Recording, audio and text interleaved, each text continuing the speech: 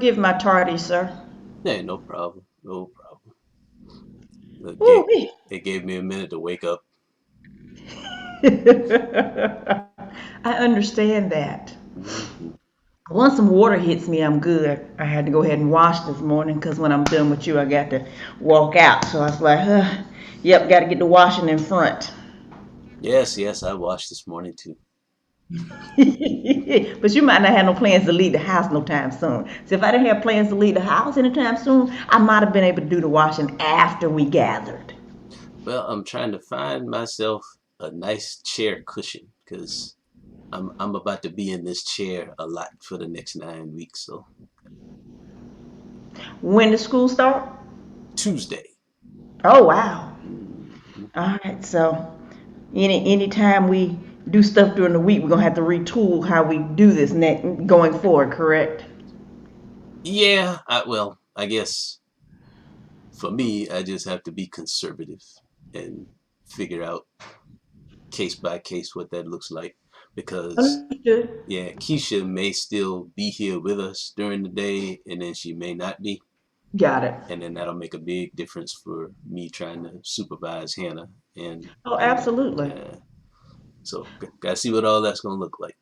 Look, I don't know if I told you yet. My two made the decision with no prompting from me that, since school is going to be virtual, it makes no sense for us to be in Dallas since we don't really like Texas like we thought we would. So we're just going to stay here. We're going to go get our things a few days before classes start and go ahead and pack up most of our stuff. Leave what we need so that we can go back out there in the spring if school opens back up. But we're just going to stay here. I'm like, okay. Oh yeah, you told me. You told me. So that was the decision I would have preferred, but I wasn't going to. I didn't put it in the atmosphere. Well, I did put it in the atmosphere, but I was talking to somebody, and one of the nosy people heard me talking, and then they decided, yes, that's a good idea. We're going to do that. Well, she made the one made the decision for herself and said, "Well, I'm not going back." Oh yeah, well look, as long as it's their idea, man. Oh, that is so huge. I'm sure that was an issue for us as well, Yeah, yeah. but we didn't see it as an issue at the time. Oh yeah. Oh yeah. But oh, you remember I was telling you this. So if you go to the more button, maybe, or wherever the button is where you can record, and you click it. Remember I told you it would save to the cloud and send you a transcript. Hmm. Did you find that, or did you play around with it? I saw it now, but I haven't ever played with it. Okay, all right. I was just making sure that I've cycled back around to that. Did you see my file that I sent you way later than I was supposed to last night? Yeah, yeah, I looked at it. Let's see.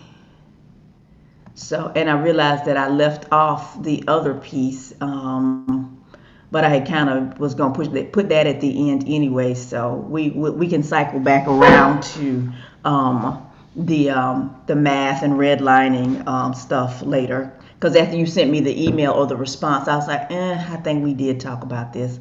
I think he did tell me he had Monopoly. Um, Yeah, no, what I told you yesterday was I have Monopoly Deal, Yeah, yeah, yeah, yeah, which yeah. But I'm saying is, yeah, and that was a new part of the conversation. yeah. But you had told me that you had told me about the Monopoly stuff that you had built before, and I had just forgotten. Okay. I did not house it in my brain. Yeah, well, I haven't used it yet, now, so it's Oh, new. okay. Yeah, I put it up here and then put it in my hand. But with kids now, the audience that I worked with last year, I wouldn't have tried it. Because of their privilege. Well, I don't think there's just one reason now. Most of them were young, and that's in age and up here. Oh, how?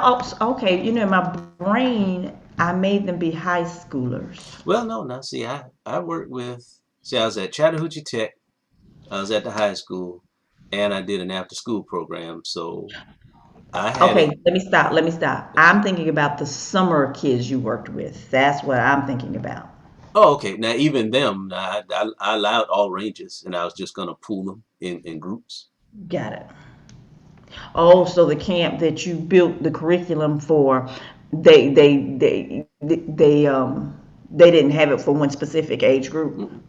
Oh, okay. And see what all these activities are supposed to let me do is talk to them about almost anything and group them in all different types of mentoring arrays. You put kindergartners with third graders, and they will effectively mentor each other based on what we're doing. The Because, way we grew, in other words, the way we grew up. well, I don't know if it is or not now, but the take like the game Nine Men's Morris. Hannah's in kindergarten, but Hannah's probably played the game more than most of the eighth graders and high schoolers that I work with. So I would literally let them play together, and Because she could teach them. well, she could if they let her. But now Yes. most of her teaching was by beating them, and even then, you ain't trying to hear no 6 year old tell you nothing. Now you Oh, just no, no, no, realize, no, no, no. So you teaching does not have to come in the form of me doing it in an affirmative way. Her beating them is her teaching them. um, If they because they're lessons to be garnered from the losses. that's what you want now. But see, when you watch it in real time, you're like, boy, our people something else. I reckon all people are, but yeah, people are something else. Oh well, so for instance, so if it's cross gender, boys are going to be mad about a little girl beating them. Mm-hmm. And so yes, they're going to respond badly. But the thing you have to hope is, even if they respond badly in the moment, if they're able to go and be, so let me rewind. So generally, as opposed to doing New Year's resolutions, several years ago, I quit that and I started picking a word. I don't know where I picked up the idea from, but the word was to focus on doing something different, doing something developmental for yourself. And so for several years, for a couple of years, intentional was my word. This year, I picked a combination of words of which half the time I can't remember. So I was like, those are not the words. God did not give me those words. I gave myself those words because I can't even. And so as I've been looking at the how we've been sitting and what I've been doing, I realized that my word for this year is reflective or reflection. And um, even because the girls always go, Mommy, you know everything. You don't like to be corrected. And so even after they have one of those episodes with me, I am then reflective as to, okay, well, let me deconstruct that. Let me strip that down and see where there's opportunities for learning. Okay, let me see what it is that I'm doing that provokes them to say that. And so, because in everything, it's hard to hear stuff from certain people, which then makes us resistant sometimes to what they've said. But what you do realize is, because me and Jay were talking about my daddy, and she was like, "Oh, I just love granddaddy." She was like, "Because he's so blunt, and then but he's not angry about it, and he's not forceful with it. He believes what he believes. He says what he's going to say, and then he walks off, or he moves on to the next thing." And she was like, "I just like that about granddaddy." And I said, and even if it doesn't seem like he's listened, quite often, many times he has. And what I know from watching them, which was the same with me, even when he thinks what he said or done has not necessarily stuck, I will later have conversations with them about things that he had conversation with them about. So, with that being said, even when eighth grade boys are being beat by the 6 year old, um, if they are truly competitive and not just being petty or not just petty, they might be petty in the moment, but if they go and reflect on the experience, their goal should be when they cycle back around, okay, let me see what she did that made her more effective. And of course, they're not necessarily using the words I'm using, but what did she do that made her win, and what didn't I do that caused me to lose? Now, maybe that's me filtering that through my 52-year-old brain as opposed to a 14-year-old brain. Well, to that point, my goal in all of this is relationship, because nothing is going to go the way you think it will. Nope. So that helps divorce you of, The perfection of having a desired yeah, outcome. I was going to say finite expectations. Yeah, your expectation is growth. Just let them grow and realize that growing is going to look circuitous, especially to me and you. Why don't you get it yet? Like, well, no. If you're looking at it like that, they're gonna drive you crazy, man. Just let them go. One of the boys actually won a tournament after he got drilled, and I forgot who beat him, but somebody beat him, and it motivated him to go and find me on YouTube. So he had been telling me that he had found this teacher that schooled him about the game. And I have one video on YouTube about Nine Men's Morris, and it's not instructional. It's more like, here's the premise of the game, and go over here and play it, and you'll learn a lot more. But he said even that taught him more than he had been taught up to that point, which told me what I said to them didn't go in his ear at all. But hearing it again for the first time turned out to work for him on his own schedule, because when he came back and won the tournament, he played a very imperfect game, which is what usually happens in this one, especially when you get nervous. And at the end of the game, he was doing this. They were both doing this, which kind of pleased me because I was like, God, they're taking this seriously. But when he won, he came to me and he said, man, I probably should have lost. And I said, yeah, man, but you survived by making fewer mistakes. That's all that was. And he said, but I was trying to do this move that my teacher showed me how to do. And he was like, and you're my teacher. I was watching your video.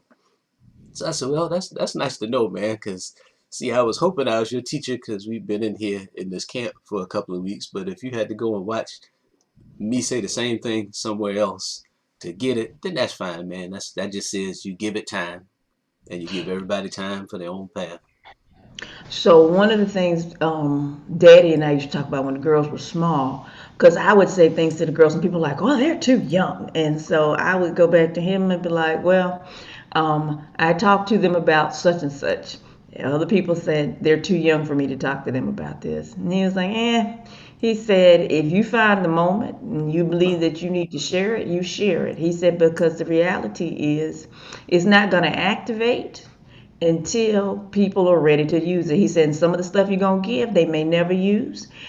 He said, but isn't it better for them to have somewhere to go and get something from when they need it, as opposed to need something and have nothing to go to get? Oh yeah, and you don't worry about somebody else thinking it's too young. I said, now, boy, one of the hardest things I had to learn is a lot of stuff, man. You just don't tell nobody. You don't give them a vote because it don't matter what they say anyway. I'm still gonna do what I'm gonna do. Well, you know what? But so sometimes I think most of the time the telling it isn't for you anyway, and their feedback is whatever it is. Most of the time, when you're sharing, you're just sharing it in general. Sometimes it's intentional because you're looking at somebody knowing, or either God put it on your spirit that you probably should share this because they need it. Might not know they need it then. So don't stop sharing because of people's responses. You just decide how you're going to interact with their responses. You decide if their responses have if there's any validity in anything that you can extract, and you keep it moving. Because I just believe that a lot of times when he's put on our spirits to share stuff, it ain't for us. Well, he sure put on my spirit some stuff, man. You hold it. Just Well, yeah, don't say nothing and about it. sometimes you do. Yeah. Sometimes you do. That's just like Alexis is a lot like me in the fact that when she's the crusader of truth, she just thinks she's supposed to say something. And I had to explain to her. I said, um, all truths aren't yours. All things aren't yours to say something about. All truths aren't yours to tell. And even if it is something that you're supposed to have something to say about, maybe now is not when you're supposed to respond. And lastly, just because it's true doesn't mean you're supposed to say it like that. Sometimes the truth can't be heard because of how you said it. And you can say it and be effective without it being rude and hateful. And I That's said, I can tell you this because I had to learn all that the hard way. Well, probably not. Somebody probably said something similar to me, and I just couldn't hear it, just like you can't hear it right now.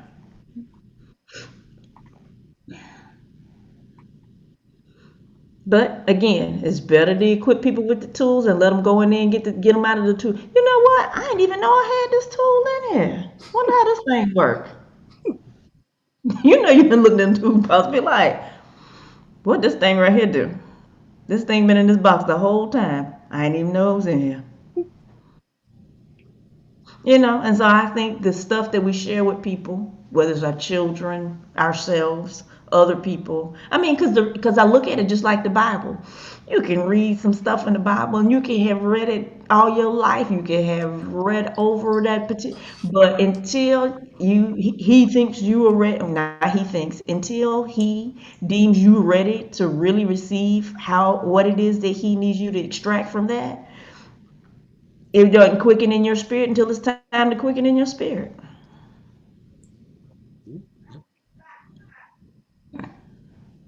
Is that the mama or the daughter? oh, see, I got these on Oh, one that's side right. of I the mic. forget. You can't hear what I can hear. Um, and so that's where the reflection thing came from. So I tell you, I was doing a Bible study with Nicole, and it's a Bible study I did with Jocelyn and Tanya almost 20 years ago, probably about 18 years ago. And it's called Experiencing God because I meant to and I didn't. You prefer books via your ears these days, currently, right? Hmm. Or, or, or would you read an electronic book if one was shared with you? Oh no, I'd read one. Yeah. Okay, because I was like, I meant to at your birthday time send you an electronic copy of the book for your birthday. Then I forgot. Then I said, well, I said, never sent anybody an audio book. I said, but maybe he preferred it via his ears because this time around, because the audio book exists, um, I started out with the audio book and then realized, and he changed it, he updated it because I have the original copy of the book, but he said that, over the years he's changed and added pieces. And I said, well, as opposed to pulling out my paper copy, I'll just get the electronic copy because as I was going along with the audio version of it, I was like, I need to lay my eyes on some of this as well as hear it because hearing it was good, but then I needed to be able to have the time to sit down and strip out the scriptures that he references and wrestle with those with my eyes and not just my ears. So I said, well, I'm going to gift Derek Brown with it, but I need to decide which version of it I'm going to gift him with. Yeah, anyone would work.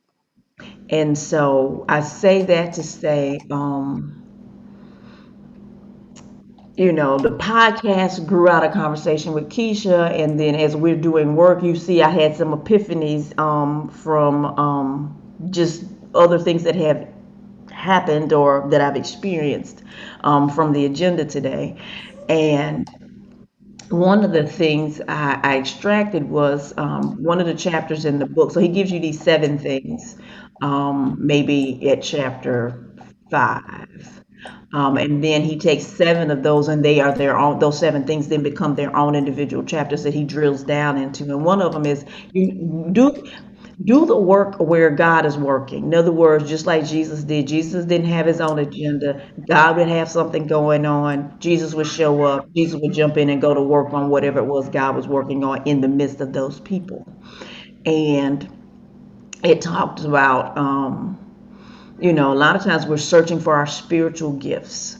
And the teacher in this book, he said, I think we look at that backwards or we look at that wrong. He said, because just because it's the gift God gave you to use at one point in time does not mean that that's the gift he wants you to use at other times.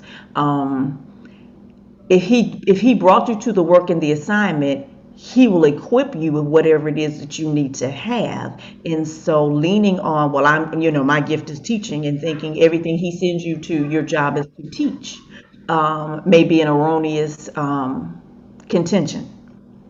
um, and I think he may have taught me that lesson this week because there's a young lady at UPS, and she's been working to try to get out of UPS to get something full time, and that's been a journey and a struggle over time. But she said something to me this week that I never thought about myself as necessarily. And somebody else used the same word with me, and I chuckled when they said, I said, I don't think most people would use that word to describe me.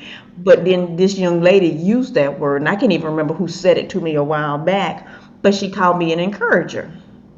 And I was like, yeah, that ain't usually how I perceive people walk away from me thinking about me. Because I said, well, don't leave here before you talk to me, because I was going to get her information, but I didn't say that. And she said, oh, no, no, no. She said, I can't leave you. She said, all the conversations and learning I've had from you. She said, no, I can't just leave here and not have your contact information. Um, and like a couple of days before then was when she had talked about, I'll come in and I'll be really excited and I'll be talking about, the people here, da da da da da, and then you'll bring me back down and be like, people are gonna be everywhere you go, and they ain't no special kind of people. The ones you see here, they're gonna be a version of them over there too. And she says, and then I have to go, okay, yeah, it's really not just about the people here. I do have to remember that if I'm focused on the people, then the experience is going to be the same. So somebody used the word encourager with me this week, and it's like, and that just resonated in my spirit when I was listening to my chapter 6 for my study with Nicole today, because I was like, yeah, if anybody had ever asked me if one of my gifts to be an encourager, I would have probably never said, oh yeah, God has gifted me for that.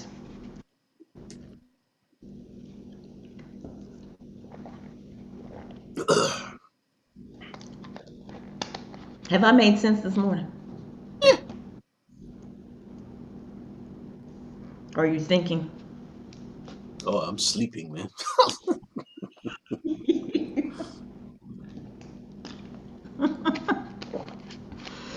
Yeah, sleeping and got visions of the next 9 weeks dancing in my head. See, we had pre-planning this week, Mm, joy, and joy. yeah, and I tell you what, on this side of the journey, you know what to stay away from, and I did all right at keeping stuff out of my way because that's usually my goal. It's like you know what you need to do, just keep stuff out of your way so you can do it. And being at home helps a lot with that now because the only meetings you show up at are the ones you gotta be at. And if you gotta be there, you participate. But boy, when they're over, you're like, okay, get back to what you need to do. Because I gotta make sure these babies know how to find me on Tuesday morning. And I said, yeah, that's not something to take for granted because they're not gonna know. And so I got this. So has the school not created a way to communicate that information with each of the families? Or are they leaving it to each teacher to determine how to do it? Here's how I will answer that. I'm sure they have, and I'm sure I will still need to do what I'm planning on doing. Oh, no, no, no. I didn't. Look, for my 2 week, I just finished the second week of virtual camp. Mm. Oh, and we learned a lot. Oh my gosh, we learned a lot because there were lots of bumps in the road. Um, the first week, we get midweek through. Well, we're midway the week of my first week. Mm. It was the engineering place, which is our outreach umbrella for programming for the college. The engineering place, or TEP as they're known, they had an administrator that created, they wanted to be able to control all of the Zoom invitations. And so the administrator set everybody's up, sent them out to the campers, shared them with the people who were running the camps. Come Wednesday, at least those of us that were running high school camps, which all of us were doing our first week, oh, we started getting kicked out at like 12:45, 12:30. All of us, and you try to log back in, you get kicked out. Try to log back in, it says somebody else is doing da da da. Now we all had separate login IDs, but because that one person had created them all, it kept kicking everybody out. So then they were like, okay, well, we need you all to create. And of course, I'm coming back. My counselors are coming back. The kids are coming back, and we all just constantly getting kicked out. So my counselors are texting me. I'm finally saying, okay, let me reach out to the people that run the program. I text the girl, and she says, yeah, we're having this. Well, at the time when I texted, everybody wasn't having the problem. But then, and I said, did y'all have, they had similar problem, but not at the level that we were having at that moment. And so about 10, 15 minutes later, everybody started texting, because I think everybody was, because we're all engineers, we've been trying to troubleshoot and figure out, well, what am I doing wrong, and realized it wasn't us. So then we all had to go in and create IDs, send her the ID so she could then send it out to the families. Yeah, yeah. So Next time around, everybody created their own, sent them to her to share with the families, but we then owned it and not her. and see now what I'm learning is something like that we're going to eventually discover, but it's so layered Mm-hmm. in its details.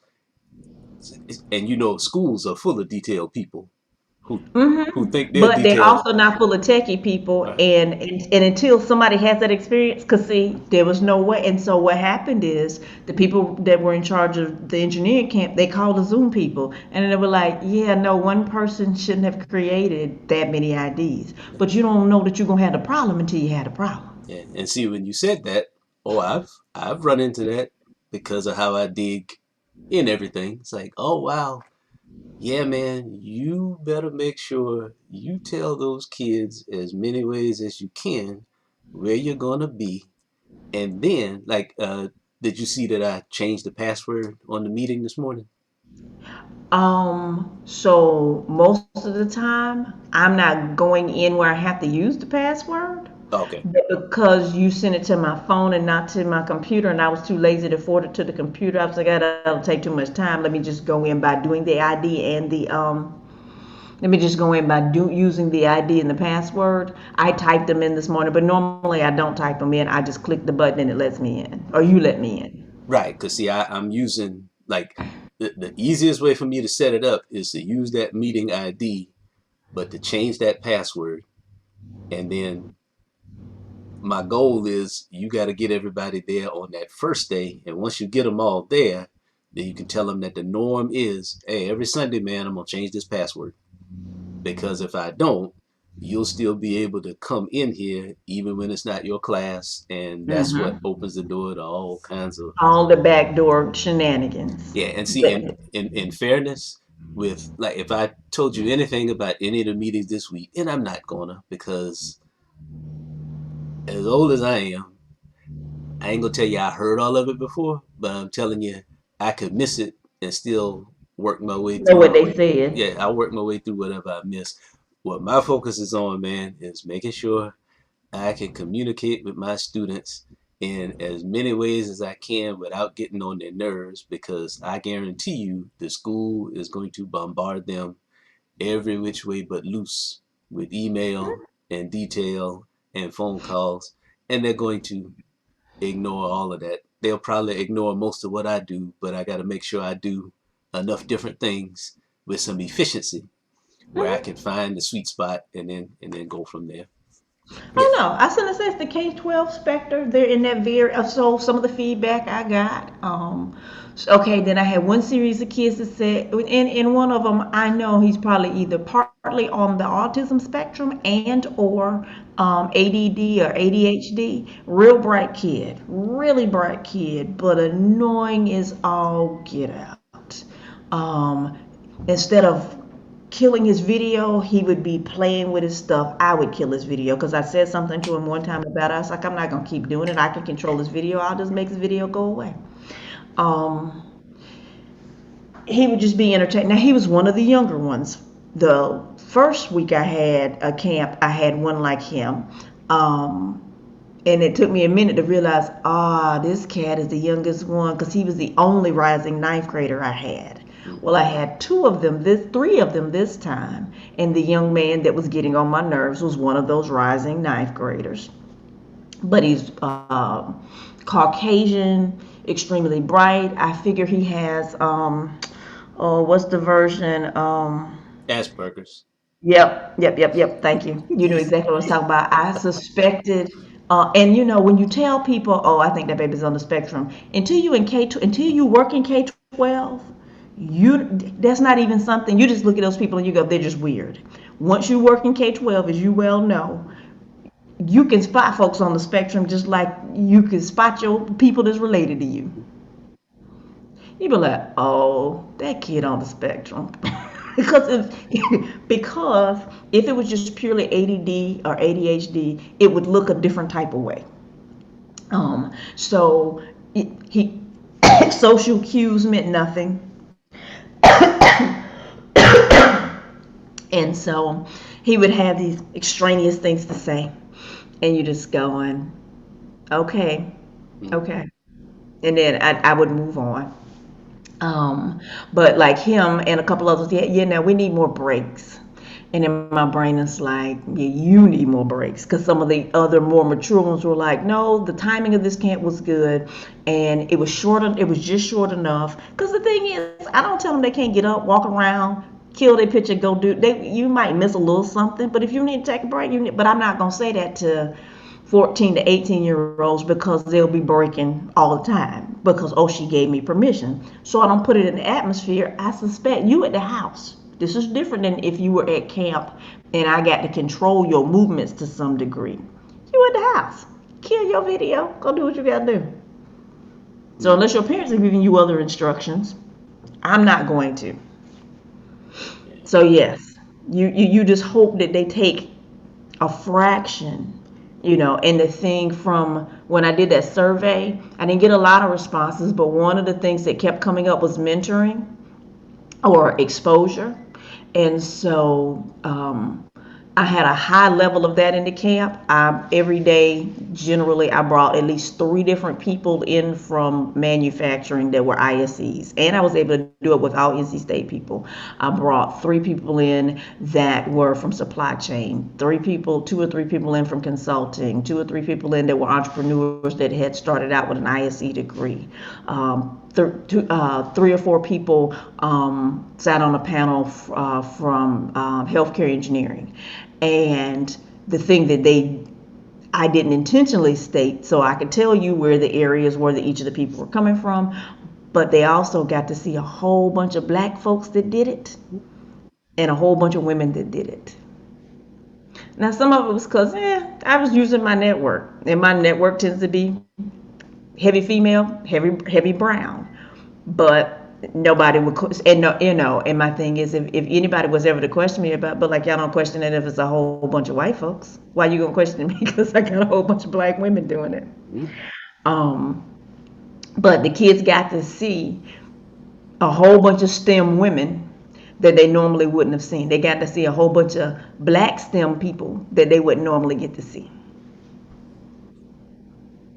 Oh, yeah. As a follow up, you remember when I told you about Rona, Dr. Rona Roberts, and the Mm-hmm. trauma sensitive training? So Mm-hmm.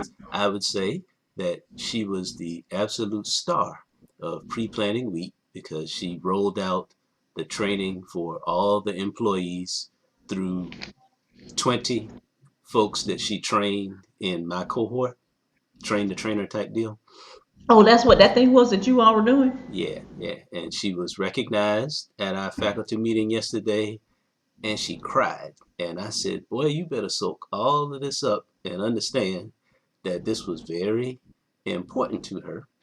And as important as it was to her, she's important enough to me to have removed myself from all of that because what I did that got under her skin or distracted her or whatever was I dug in and I dug into that stuff deep because I'm like, yo, this is kind of important. But the way I dug into it and the way I dig into most things, I'm probably the last person that she should have had training the other teachers at the school. And even if she didn't know that, now I knew that. So the train the trainer session that was to bring all of us back together to get us ready for this week, I looked at that calendar and I said, that's 20 raw hours of meeting where I will be leading folks that I don't know through content that I know is esoteric and probably gets you far away from what the ultimate goal is. And the ultimate goal is helping you build more effective relationships with your students. And if I'm trying to redeliver that training, I would probably do it wrong. Wrong. You're going to modify it and you're going to adjust it to what you believe needs to happen. Yeah, and that will look very maverick-ish in her world, especially because she is a teacher, man. She got it all lined. It happens right here in this space. You know what? And I was able to articulate that I didn't fit in that Yeah. space. Oh yeah. Yeah. Yeah. See, But I didn't have those nice, pretty words because you're right. They saw me. Some of them probably saw me as a smart ass. Some of them saw me as, oh, she thinks she's smarter than we are.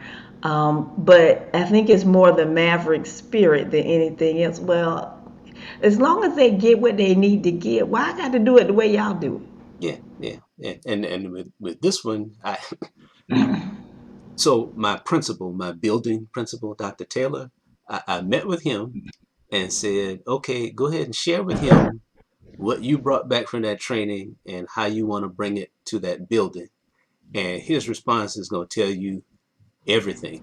Everything about what? Well, it's going to tell you how much you need to tell him. So when I told him, hey, I took two things out of the training. We need extracurricular activities and we need non-academic relationships with the kids. Now, how do we get there? Well, here's how I'm going to try to get there. So I sent him my links. Just look at these, man. Look at the first minute of each of them. Just FYI for what I'll be doing here in my room every day. And he didn't respond. Now, I've talked to him since then, so I know that the non-response is not, I don't like any of what you're doing. It's, it. Hmm. yeah. And I said, well, that's fine. Just know that what you shared with him is probably sufficient. He's not going to be your thought partner in this, but he's not going to stand in your way. He supports what you're doing. He just doesn't know what you're doing, but Hmm. he knows it makes him look good, so he will let you do it. So that's all Hmm. you need. That's all you need. Hmm. And then I think I didn't respond to the trainer meeting because I didn't want to go, and I got uninvited from it, which was a little odd. But it's like, well, there had to be an end to it. You didn't get to choose the end. That was the end. You leave that where it is because you know you don't want to try to redeliver this stuff. Not because you don't believe in it, but because if I'm You would do it speaking, a different way. yeah, you got to let me be me. You can't. And she picked people. She has a college student, a Kennesaw State college student in her counseling group, and Hmm. that young lady was redelivering, and I'm like, now there ain't much you gonna be able to redeliver other than saying what you have been told and showing what you have been shown, and that probably was all we need to do. Now I'm gonna follow up with my team members just to see what their experience was since they're actually having to sit through it. But see, that's 20 hours that I wanted You were no. able to free yourself from. Yeah, I want no part of it. And when I saw her cry, and when she was given praise, I totally respect this. First thing she did was she named everybody who was helping her train. She named them all. She named 20 something people, just like, which tells me she knows them. She appreciates them. But now, when you dig down deep, they also do exactly what she What she says do. tells them to do. And nothing against her or anybody, but I'm like, I probably don't do that in any kind of circumstance. So that's me knowing, all right, you pull out of that, man. That's when you become undercover brother and remember where you are. Your relationship with her, at least initially, is going to be surface. It may grow and deepen. It may grow and deepen on some level. But Right now, it's going to be a surface relationship in which there could be the capacity to deepen, but only time will tell. Yeah, yeah. I And just that's okay, because as we get older, we get to realize that, eh, all relationships aren't created equal, but there's some that you want to work out better, worse than others for whatever crazy reasons, and then you just go, but you know what? You learn how to let that go over time and go, the relationship is going to morph into whatever it's going to morph into. yeah, and I got to tell you this too as a point of follow up note. Remember the counselor that dropped the dime on me with the principal and got me in Mm-hmm. trouble? So Mm-hmm. she's now at the high school, which is her dream, and Mm-hmm. she's been there for 17 years. I did not know that, and I said, okay, I might come by some of what you got if I've been in the same place that long doing. Oh, she was out on the island for 17 years? She was in the castaway. She was with the castaways for 17 years? The castaways have only been there for 7 years, but she Okay. was cast away to get all of that started. So Got she it. she believes she owns our stuff now because she's the She only. was the progenitor. Yeah, yeah. So she's now at the high school and in a better place on paper. But our principal shared with us everybody's evaluating administrator, which is that might be oversharing, but I was so glad he did that. You get to see whose boss is everybody else's boss. And her boss is the newest assistant principal. And guess who that black lady reminds me of? Me? Because you would not be able to tell that she's new, except that I met her in the new hire meeting. And she was introduced as a new assistant principal. And she came from Tri Cities High School, which is where Dre and Big Boy from Outkast and Hmm. Escape. And Oh, so, all of them went to school there? oh, yeah, yeah, yeah. So she is a very free spirit. That's an artistic school. She, Oh, she is very free spirited. And I said, now, newsflash. See, this is me looking all the digging way in. down here. Oh, I can't wait to see how they get along because your white lesbian, I've been here longer than all of y'all, has been put under the blackest administrator at Marietta High School. The day she walks in, she the blackest administrator we got. She black. And ain't no question, she blackity black, black, black. And very proficient, but she is herself. She is, you know, What you you see is what you yeah, get. yeah. You do not know that she is new, except she's been introduced as the new AP. Well, and here's the thing is she new at administrating or she just new to the school? She's just new to the school. I'm pretty sure she was an administrator at Tri Cities. She is composed that way, but she's very She's organic. familiar. Yeah, She, in yeah. other words, she walks in like, hey, y'all family, y'all my new family. Hey, what you got? Hey, how you doing? Nice to meet you. I appreciated her very much, even in a Zoom interaction. It's like, man, I feel like I know you. I can't wait So I that. had go ahead. No, go ahead. I had an experience like that this week. So one of the um, so our only African American full professor in the department leads the healthcare certificate program. So, and we're one of the only healthcare engineering certificates in the country, at least in an engineering program. So I'm gonna believe she was the creator of it.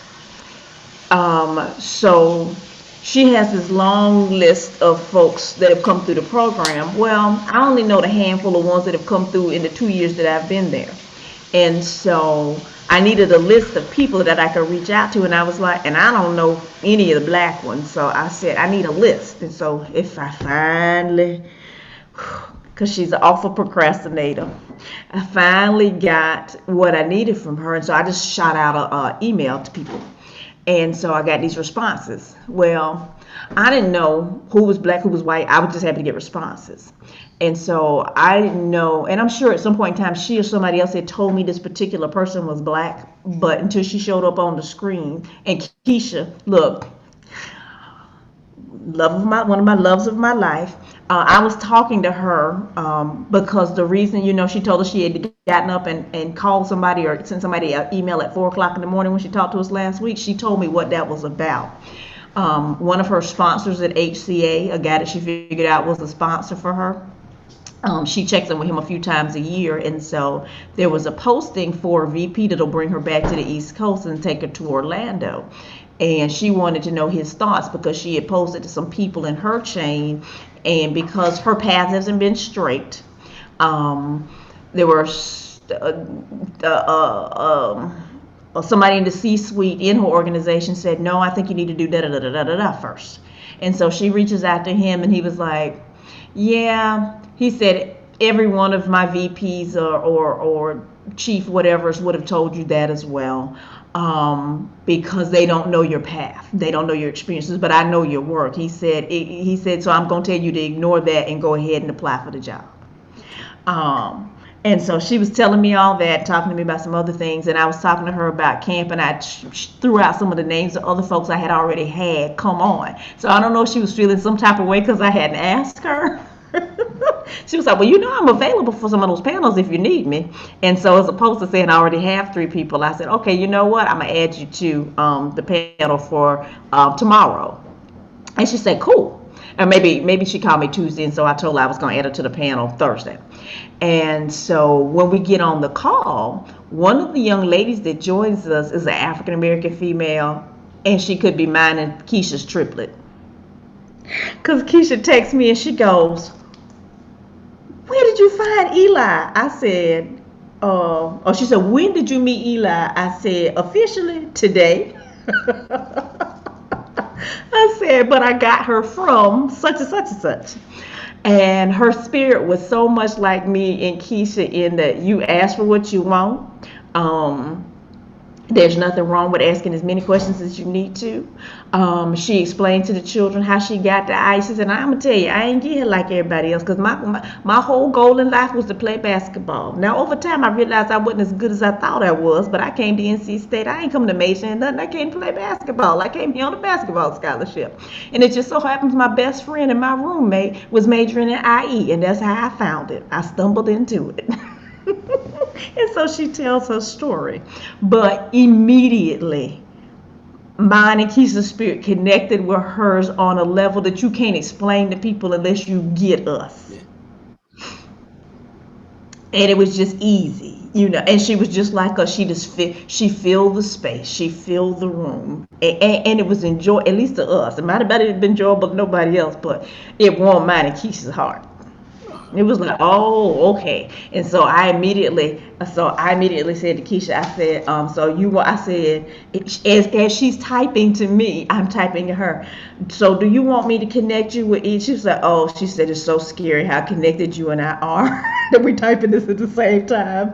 She says, yes, I'm already out here on her LinkedIn looking her up. I said, well, I will connect you all in the next few days or so. Because in my brain, I'm already a few levels down because Eli's not working in a hospital now. She works for McKesson, which is a healthcare supply chain company, essentially, or distribution company. They're here. Because you see their name on all the stuff in the hospitals and whatnot. And so I'm like, see, Keisha 20 years in the game almost. Eli just getting started. She like 4 years in the game. I mess around and connect Eli and Keisha. Keisha potentially becomes a mentor or a coach for Eli. Maybe she hires Eli. I don't know what's going to happen, but I know that those two got to be connected. That's good stuff, man. Good stuff. Good stuff. All right, so let's actually do something on the agenda. All right. We've run down all of our rabbit holes. Well, probably not all of our rabbit holes, but we've run down several. And I'm sure there's good stuff for us to take out of whatever it is when we go back and look. So Radaya was one of the people that helped out over the last couple of weeks. Radaya is one of the people we need to interview next, so she's my next figuring out when we can get her on. Radaya has about 20 years in cosmetics before she walked out and to do her own thing, which is she is now is a she is who Keisha talked about when she was talking about something. She talked about doing it with a level of velocity. And so what she has taken is her engineering training and leveraged it into coaching people in from a wellness perspective, but a whole wellness perspective, not just your health, not just your nutrition. How do you go about in a scientific way developing the system of you and the brand of you? Basically using a systemic approach, an engineering process, you redesigning how you attack your personal life is what she's teaching people how to do. And people are paying her to do it. Well, Well, the other piece of that is that her last 10 years at Procter and Gamble, she worked um, as an innovation leader. And so she was a part of the conversations when you're determining what's the next lipstick, what's the next foundation, what's different. So working with the marketing people, but also working with what is the new thing we're going to launch. So over that period of time, based on how good she was at that, she'd had people refer other people and say, hey, you know what, you need to see Radia. I think Radia can help you. You got an idea, or is somebody like she's a part of a juice business, and it was a function of somebody says, I think that's a business. I need you to talk to Radia. And so that person did talk to Radia, and they were able to generate a wellness health juice system from that idea. And so we need to interview her. But then when I talked to her and listened to what she was saying to the kids, I was like, okay, this is an evolving thing. This podcast is an idea that grew out of Keisha and me having a conversation. And then you were like, yes, you need to do it. And I was like, okay, now I need to bring Radai in to help us figure out so that we don't have to have as many missteps. She understands branding. She understands audience. Um, so I think she becomes our next interview. We go through the process with her, but also allow her to help us figure out how to make this less painless and potentially most effective in getting it out to the desired audiences. all right. That, And I think you saw the link that I gave you for her to actually take you to her business website. yeah, I copied it and I haven't looked at it yet. Were you able to take a look at the I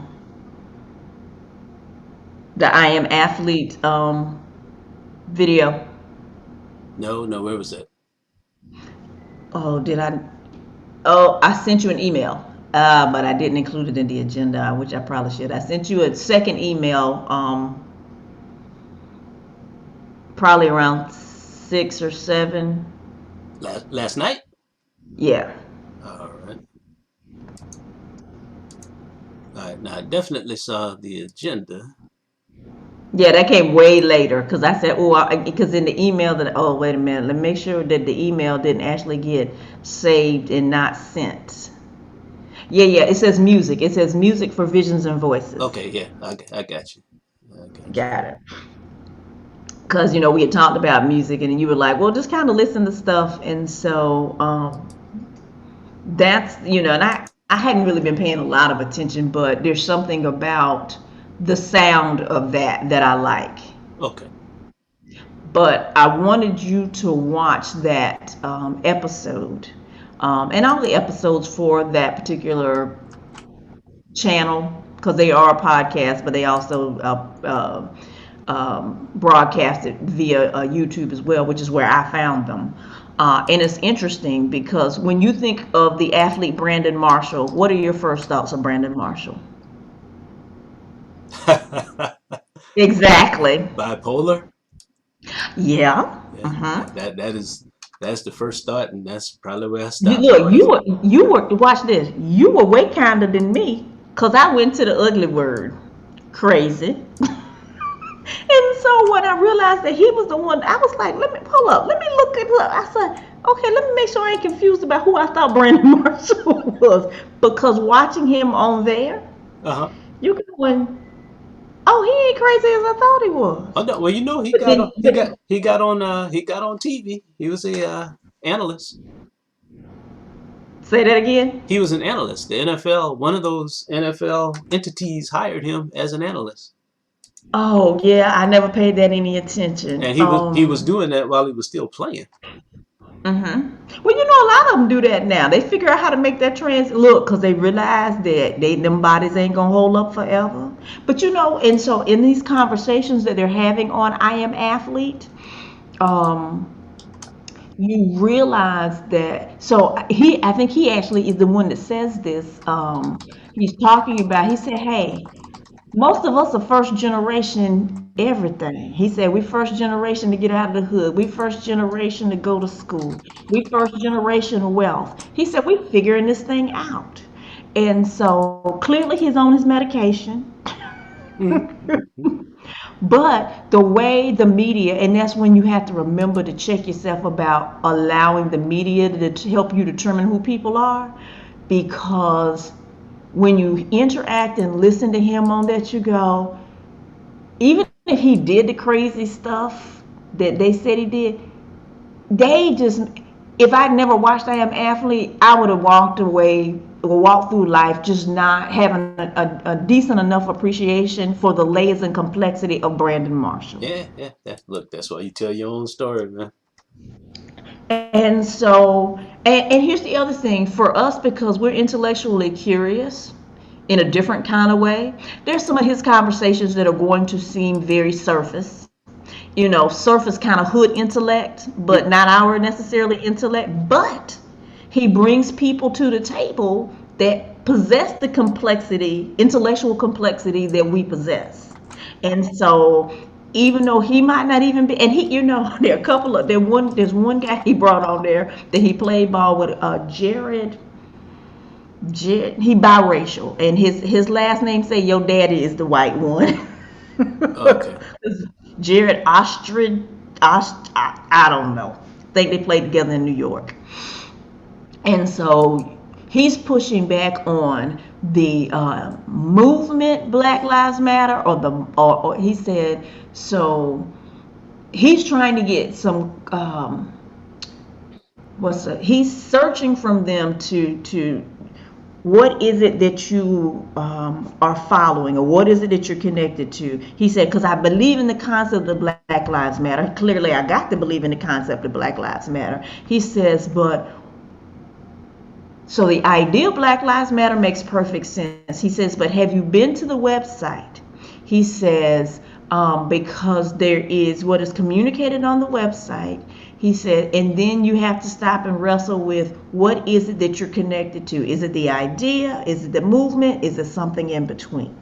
And so the way he presents it, it's you clear, okay, he doesn't dumb it down for Brandon, and he makes Brandon have to reach to where he is.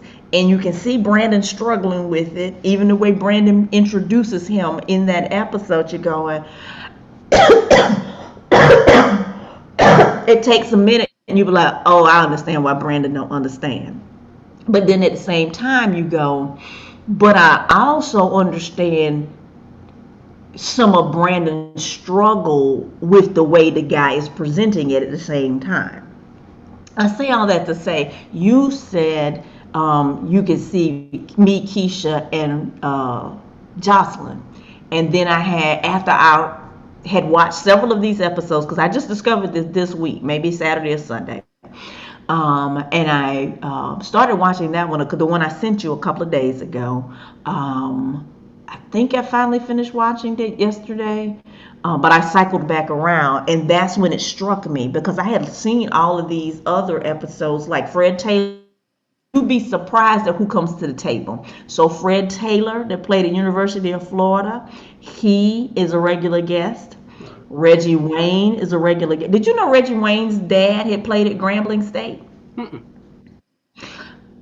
Apparently, and either in that episode or another episode, maybe the follow-up episode after the one that I sent you. Oh no, it was the one about HBCUs, and oh my God. So Brandon has a friend, and she used to work for the NFL. She actually worked for the Panthers as well, or Tepper's organization. Her name is S.A. something. Her folks are native Africans. I'm gonna say Nigerian and something. Woo, S.A. is a lot. Woo, S.A. is a lot. but she not unlike a whole lot of other black women. She's flat-footed, unapologetically who she is, and she believes what she believes. So when I say she a lot, you know that's a big statement because I know I'm a lot. And those is the argument she's having with Channing.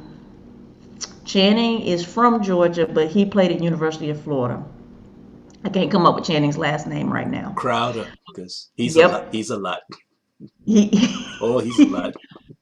but I'm just realizing I don't know him as a ball player.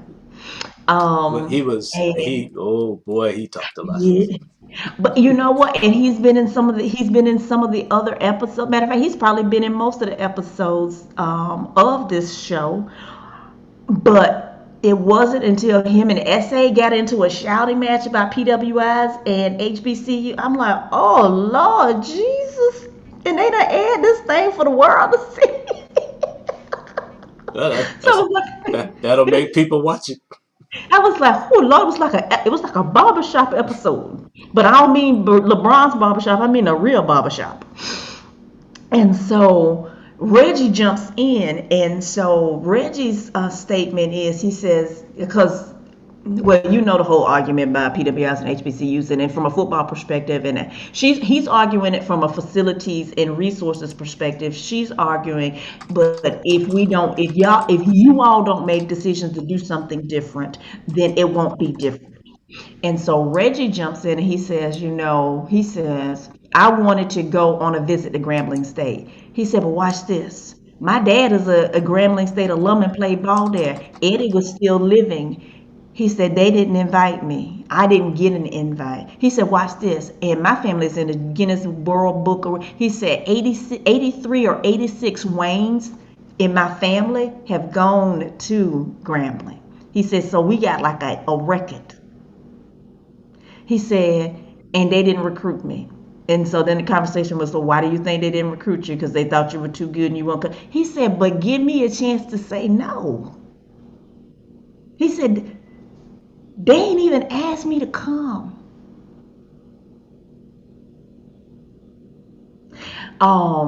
And so that's the complexity of what you see is going. And it's like, I, I, I'm actually quite amazed at some of the conversations and the relationships and the synergy. And so I was like, ah, what you said then just clicked as I was watching that diversity of conversation. And that's how I got to, I have Jocelyn on an episode and do her over a couple of months because like we said, either we do 30-minute clips or however long.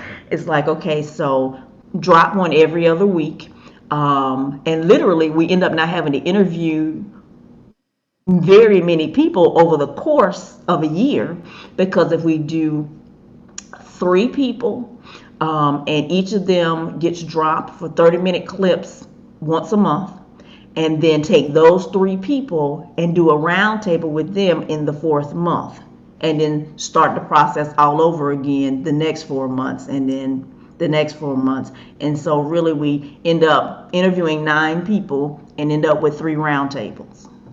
All right, I got that. Let me mark that in my video.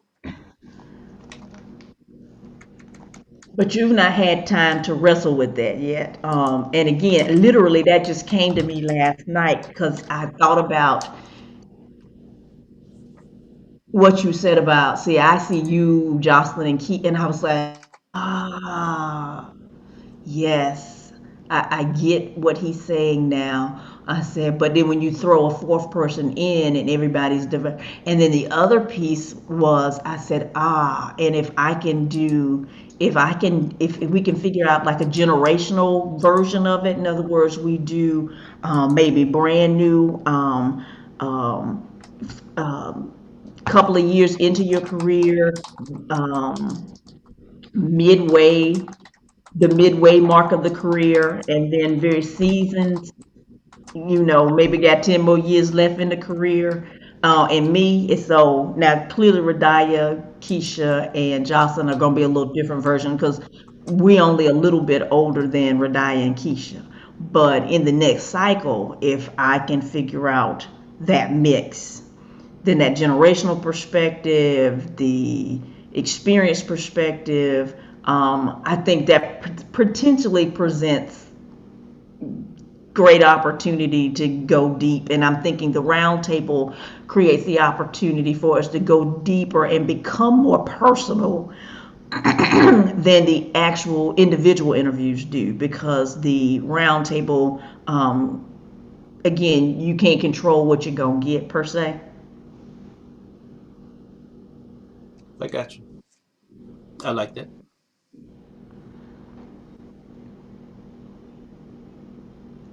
So I'm appreciating the evolution of what keeps morphing. Yep, that's what happens when you put the boat in the water and start rowing. Was that a bit of shade, sir? No, look, Was that you telling? Was that you? Was that your hesitant? Was that your way of cycling back around and telling me I was hesitant? look. When I left school in 1995, that's when I left up here. I said, man, you got to find a way to put the boat in the water and start rowing. Cause school is treadmill. That's all you doing.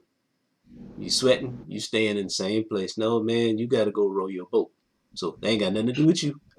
I've been saying that since 1995, and Okay. and saying, and now the next thing you got to do is you got to row your boat over close to where somebody else is rowing theirs. So yeah, you gotta tell everybody that you know that knows you, put your boat in the water, and then you got to let them put it in when they get ready to put it in.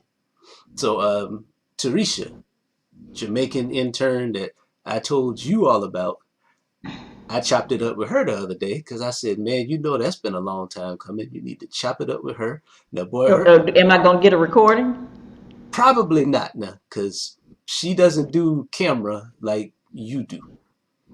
And she is, Can we have voice? Could you not let her do it like the other girl did, and just no picture? let me edit it because she was cussing up a storm. Because Oh, we, you ain't got watch this. You ain't got to edit it for me now, unless you're trying to preserve her. If you're trying to do it for her, and then like, I'm yeah, doing okay. I'm doing that because what we were talking about now was these pods, these learning pods that are forming in all communities of affluence to take care of their babies during this virtual school stuff. Okay, homeschooling for folk with money. Yeah, so she Excuse me, homeschooling, because like a couple. I think I told you a couple of guys that I mentored when they were in undergrad at NC State. Somehow their wives got connected because they probably, I don't know if their wives got connected accidentally or on purpose because they both were homeschooling. But and it was so funny because one of the husbands sent me after the children came. It's like, I heard you can't had a company. I heard you scared my children.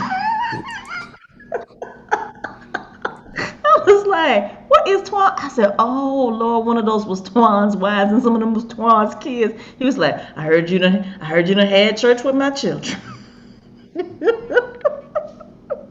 But what happens is, like when they do things like outings to a campus, so I just knew a black homeschool group was coming to campus, didn't know who they were, da da da da. And long story short, well, I do know who y'all are. I just didn't know I knew who y'all were.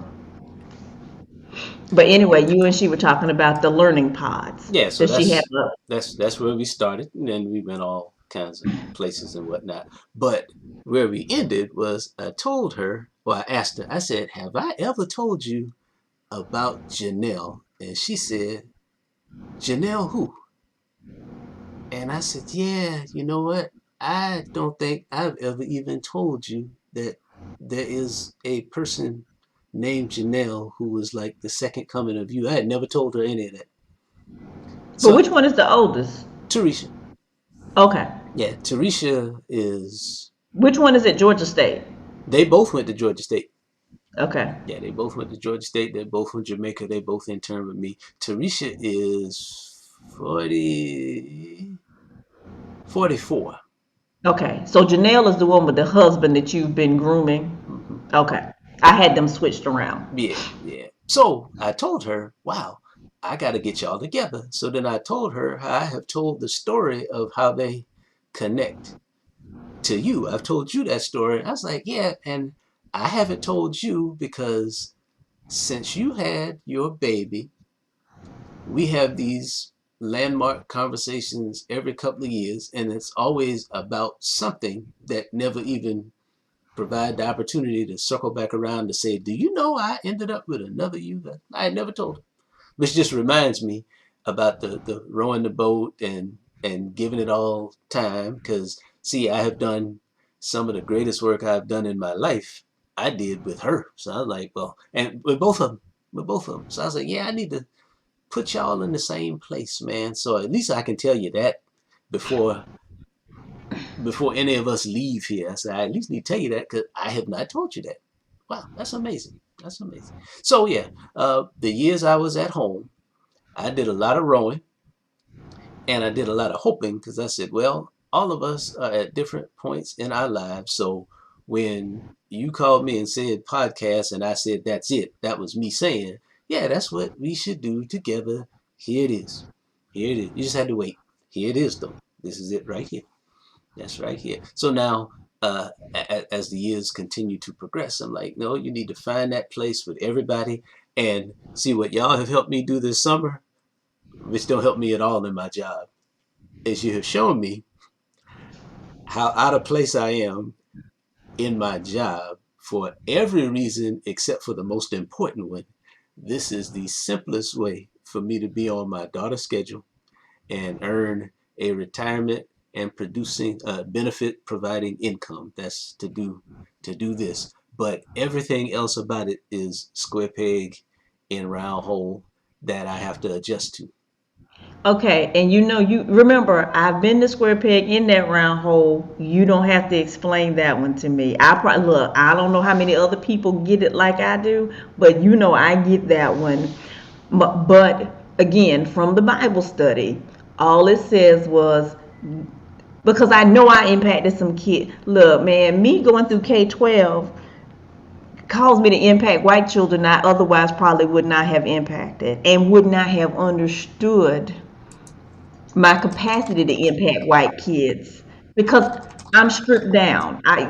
There is no they don't get the fancy version of me that I can become. They just get the stripped down version of me.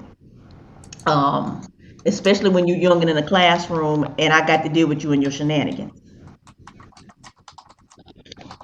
Well, yeah, that you get it, and there ain't many people who do. So, boy, this summer, not summer, this pandemic season has been like oxygen, as counterintuitive as that might seem, because it's germs everywhere. But I was like, oh yeah, I've been breathing nice, fresh air for 5 months, and now I got to get ready to hold my breath again. But I get to breathe on the weekends. I hold my breath Monday through Friday, and even the stuff I've been doing with Hannah, man. We built a circuit the other day. We built one that controls a color organ, and we A hooked it color who? a color organ. It's a You hook a keyboard to it. It's an integrated circuit that you can hook a Hmm. keyboard to, and the music produces frequencies that manifest as colors. Okay. And to a 6-year-old child, man, who loves music, that was just like, oh, Wendy, I should have had the camera rolling. I That should was have. gold. I should have had the camera rolling. Because Daddy's role, of course, is to show her how to piece the circuit together. Because I do it using snap circuits, which is a big thing in the K-12 world now. It's Okay. integrated circuits, passive circuit elements that snap together. Okay. So you're insulated from the the hazards of wiring and whatnot. Hmm. I mean, you're insulated from a lot of the design and the analysis, but that's what you want to do. You don't want to do all of that. You No, want to, not at that age. yeah, you want to show them here's how you connect these pathways for electricity to do the following. In this one, Because if they're going to become the engineer of that, they'll eventually say, well, how does this work? right, What right, makes this happen? But you don't need them to do that. You need them to just be excited about it right now. right. I found I have almost every snap circuit kit made because I found them all at thrift stores and they're very expensive. But Is now, that how you found them oh yeah, at thrift stores? found them all at thrift stores. I think, yeah, I found the first Oh, no, one. let me read. That was the wrong question. Is that how you were introduced to them through No, thrift stores? no, I wanted something that would introduce that to her, and I found it on eBay, made by another company called Tim's and Cosmos. And theirs, they snap theirs together too, but they don't use rivet snaps like the snap circuits people. They use these like knife plugs and plastic that you stick together, and they come apart very easily. Okay. Okay, so they treat it like a male female part. Right, right. And in my frustration, I typed those words into Google, Teams and Cosmos, these things don't stay together kind of thing. And somebody said, yeah, that's why I use snap circuits. And I was like, oh, well, let me go see what this is. And then I saw how much it costs, and I was like, well, baby, we're gonna have to run up on one in the thrift store first. So I ran up on one, and the rest is history because I found at least 5 or 6 of those kits last year, and it took us about a year to get the time to use them. But we built the color organ last week, and then a couple of days ago we built a color wheel. So this is a motor is spinning a wheel that's got this psychedelic color pattern on top of it, and you shine a light on it, and then you have an adjustable resistor, and as you an adjustable resistor attached to a strobe light. So as you adjust the resistor, the strobe light flashes at different frequencies, and it makes that color pattern do some just crazy looking stuff. Like the motor is spinning one way, but it starts looking like the colors are spinning backwards, and it's crazy. But she eats that stuff up, man. Eats it up and burns up all the batteries. So I was like, oh yeah, we gotta get some batteries now. Gotta get some batteries. Yeah, I'm putting times in these while I go along to save myself some of the time I may not have. So let's see, we just talked snap circuitry. Yeah, and there's a local high school with an engineering teacher who I just surmise is black. The high school is predominantly black, but she teaches engineering. She has her website online, She and a Project Lead the Way guy? probably, right? Probably. Yeah, no, she is. She is. She is. Because she has the whole Project Lead the Way book on her website. I was looking for the book. Why was I looking for the book? I went and got all the snap circuit manuals. And in the search for the manuals, I found a snap circuit project that appears in Project Lead the Way. And then I went looking for that project, and that's when I found the teacher's website, and that she had the whole Project Lead the Way book online. And I downloaded that whole thing. So I was like, yeah, this is nice. Oh, this is Oh no, nice. because Project Lead the Way, they real serious about how they train folks. Yeah. They extremely, and you got to be able to do it all. If you can't do it all, then you can't do it. Well, I'm very happy they put that whole book online because with the content, I She already, probably wasn't supposed to. yeah, well, I'm sure she wasn't supposed to. Yeah, I'm sure she wasn't supposed to. But yeah, a book that comprehensive